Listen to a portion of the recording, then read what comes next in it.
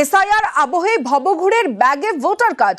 ভবঘুরের ব্যাগে 200 voter card. কল্যাণীর মাঝের চকে উদ্ধার ভোটার কার্ড। আরো একবার জানাই, এসআইআর আবহে ভবঘুরের ব্যাগে ভোটার কার্ড। ভবঘুরের ব্যাগে 200 ভোটার কার্ড। কল্যাণীর মাঝের চরে উদ্ধার ভোটার কার্ড।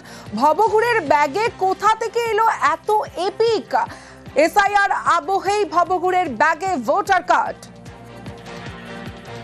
এবং দেখুন, একাধিক ভোটার কার্ড, অর্থাৎ 200 ভোটার কার্ড উদ্ধার হয়েছে ভবঘুরের ব্যাগে। কল্যাণীর মাঝের চরে উদ্ধার এই 200 ভোটার কার্ড, এবং যার ব্যাগ থেকে এই ভোটার কার্ড উদ্ধার তিনি একজন ভবঘুরে।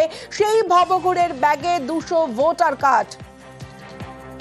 এখানেই প্রশ্ন উঠছে যে এসআইআর আবহে ভবঘুরের ব্যাগে কোথা থেকে এলো এত এপিক? 200 ভোটার কার্ড উদ্ধারের পর এই প্রশ্ন উঠছে। রঞ্জিত রয়েছে, কথা বলবো রঞ্জিতের সঙ্গে। রঞ্জিত, এই যে ভোটার কার্ড উদ্ধার হলো, এখানেই প্রশ্ন যে এত ভোটার কার্ড কোথা থেকে এলো? এই এপিক কোথাকার, কি জানা যাচ্ছে?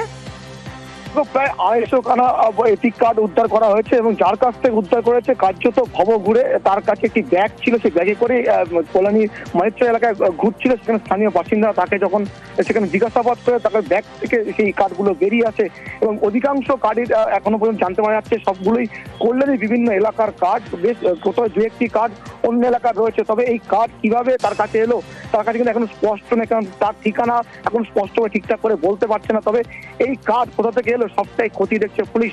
তবে এতগুলো কার্ড নিয়ে বিভিন্ন এলাকায় ঘুরে বেড়াচ্ছে বলে এমনটা জানতে পারা যাচ্ছে।